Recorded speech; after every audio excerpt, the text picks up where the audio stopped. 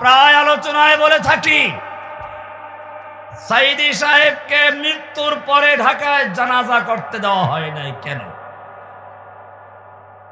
কারণ হচ্ছে এই, ওরা বুঝতে পেরেছে আমরা সাইদিকে যতই জনবিচ্ছিন্ন করার চেষ্টা করেছি, যতই রাজাকার বলে অপমান করার চেষ্টা করেছি, এদেশের জনগণের হৃদয়ের ভিতরে সাইদির ভালোবাসা ততই বৃদ্ধি পেয়েছে। সুতরাং জীবিত সাইদি যেই শক্তি নিয়ে কারাগারে গিয়েছিল, মৃত্যু সাইদির লাশ তার চেয়ে লক্ষ কোটি গুণ শক্তি নিয়ে ঢাকার বুকে আবির্ভূত হবে। তার জানাজা ঢাকায় হলে কোটি জনতার স্রোতের ধাক্কায় হাসিনার গদি পিছে তছনছ হয়ে দিল্লি ঘুষে যাবে।